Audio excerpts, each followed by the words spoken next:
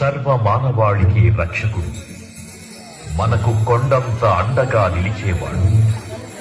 మనసులో తలచిన వెంటనే గుండెల నిండా ధైర్యాన్ని నింపగలిగే మహాయోధుడు, అభయహస్తంతో ఎల్లవేళలా మనల్ని కాపాడే ఆ పవనపుత్రుడి ఇప్పుడు మనసారా స్తుతించుకుంటూ శ్రీ పంచముఖ ఆంజనేయ స్వామిగా అవతారమెత్తిన కథ దృశ్య రూపంలో తిలకిద్దాం రండి.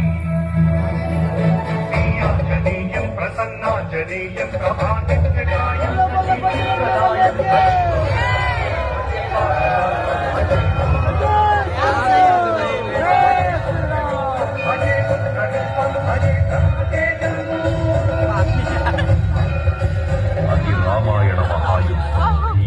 శ్రీరామచంద్రుని సారథ్యం వానర సైన్యంతో విజృంభిస్తూ లక్ష్మణస్వామి తనతో పోరాటం చేస్తున్న రావణుడి కుమారుడు ఇంద్రజిత్ తలని బాణంతో ఒక్క వేటుతో వేరు చేశాడు.